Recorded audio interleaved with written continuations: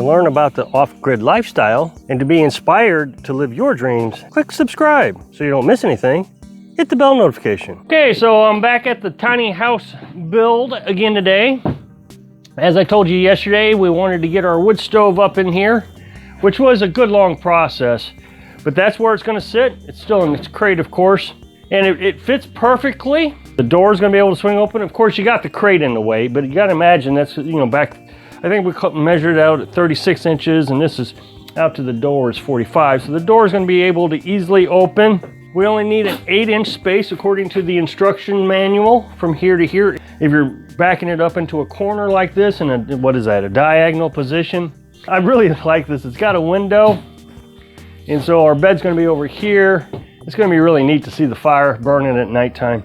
It was a little bit of a challenge to get it in here, and we had that U-Haul rental dolly, but in order to get it up from here, that's why we left the wall out, we had to bring it up and lay it down. Carolyn helped out. So today, I'm gonna get this wall up. I gotta cut out this window. Once I get that cut out, then I'll put the OSB on, lay the house wrap on it, just like I've been doing, and raise the wall up to close it up. This is the last section of the wall. I have finally had to cut a hole in the felt so I can get in and out. I'll hang a tarp here. I mean, I could put the door in. I'm still thinking about this. I want to get rafters on, and so I want to prioritize my steps. I think my next step is to get rafters on. We're going to go to Home Depot here shortly and get 2x4s. But every time I mention 2x4s for rafters, people tell me it's not strong enough. I just talked to someone yesterday who built a house, and the carpenters, the professional carpenters, used 2x4s for this huge, I think it was 36-foot span, if I'm not mistaken. I don't remember the exact numbers for rafters. But so 2x4s are well within the structural limits for rafters. Okay, so one of the things I'm going to do is I got a chalk line out the window. And so I'm going to use my chalk line to draw the lines to outline the window. I got to cut in 3 inches. So in order to do that, I actually have to draw my chalk line all the way across the board so it's straight. I got something to hook it onto.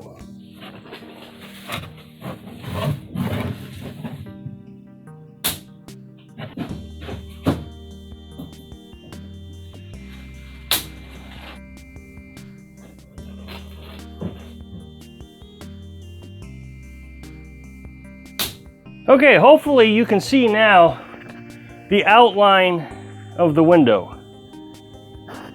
And then here. But do you see what I was talking about, that 3 inches right here, here to here? I had to chalk line the whole board so I could keep my chalk line straight. It's hard to just extend the chalk line without clamping it on one side, pulling it all the way over to the other side, making it tight, and then snapping it.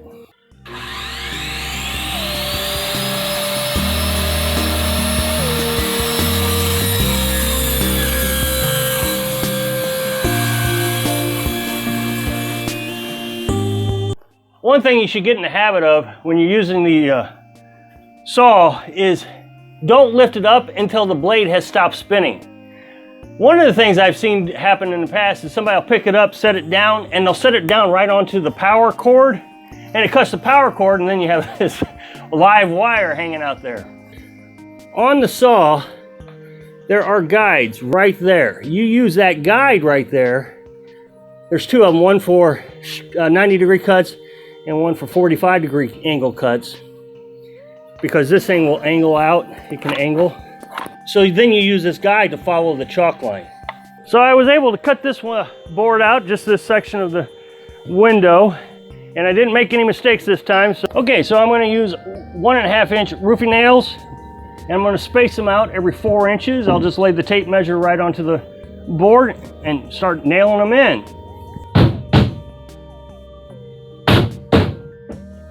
Now, another good reason to use a chalk line is so you can nail into the stud that you can't see. There's a stud here. So I'm going to have to use a chalk line to trace out the stud so I can nail all my roofing nails into that stud.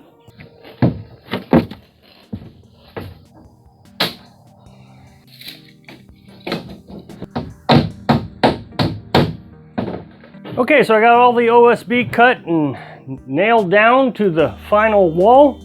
All I got to do now is put on the house wrap, which is this stuff right here.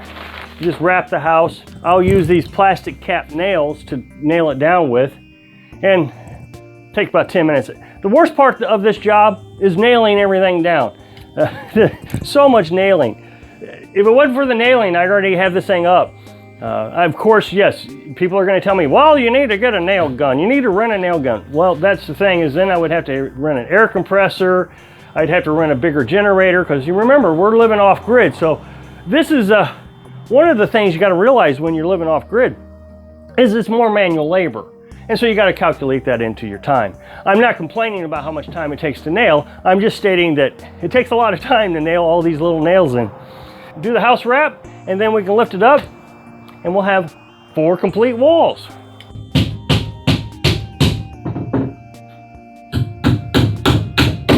So as I've said in previous videos, I get a lot of flack because I'm running my house covering vertically instead of horizontally. I looked it up and there's no difference in it. It's perfectly fine to run it vertically or horizontally. The only thing is if you run it vertically, like I have, you're supposed to leave 6 to 12 inches of overlap, whereas if you do it horizontally, you only have to leave 6 inches. However, a subscriber commented and said it doesn't matter at all because they sell this great stuff called Tyvek tape. It's house covering tape. Tyvek is the name, one of the name brands of house covering. It's actually, I guess, the leading brand. And so sure enough, I went and looked at it, and it's not even that expensive. So I'm going to start taping the seams of the house wrap.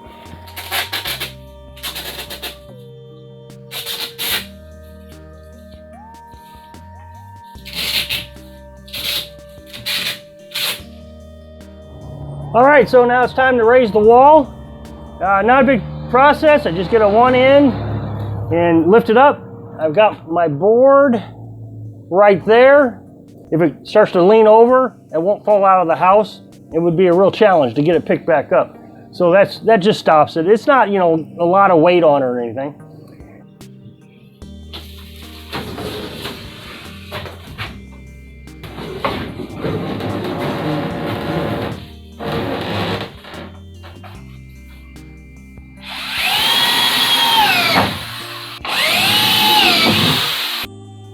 Sorry for the lighting, just no way around it, but the walls are up. Woohoo! That's very exciting. And I went around and I squared everything up, and I think I'm like maybe a ½ inch off from one corner to the other corner.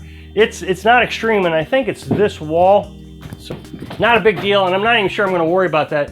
I might look at it after I get the rafters up and see where I'm at with that. I've made a terrible mistake. I'm going to have to take all the OSB off these 2 walls here, and I'm going to have to do it all over. It's a terrible mistake. Well, actually, I guess I'd have to take the OSB off all of it.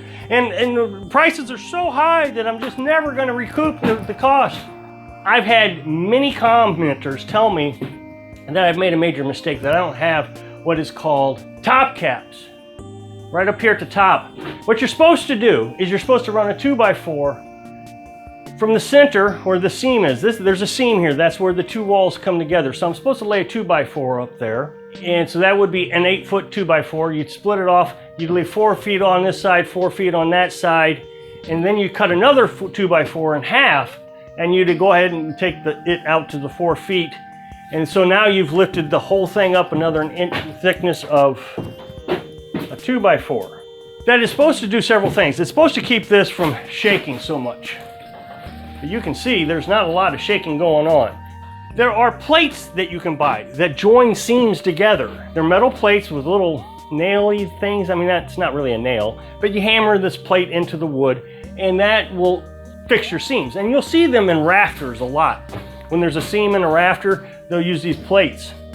And those are 98 cents a piece. What they're saying is I have to have that 2x4 up there, so in order to make that work, I got to take this OSB off and I got to extend it up that other 1.5 inches. My original plan was to use those metal plates, but I've given it some thought. So we are going to put 2x4s up there. to cap it off. But I'm not going to take the OSB off. You got to understand, once the rafters come down, the rafters are going to come down about a foot, and so it's all going to get covered up. Secondly, we're going to put metal roofing material, long sheet roofing material on the outside, so it'll cover up anything. Here's the thing, is I can't seem to convince people that we don't have to follow the norms building this place. I understand code says you got to have a cap. I understand it. We are not required to follow code, so the only thing I got to make sure is the house is sturdy. No, I haven't made a major mistake. I'm not going to have to tear the whole place down to do it all over, because I keep saying we don't have to do it to code. We have to think outside the box so we can be cheaper, more efficient, and put our money where we really want it, which is insulation. I hope I can encourage you to think outside the box and stop worrying about the rules. Thanks for watching.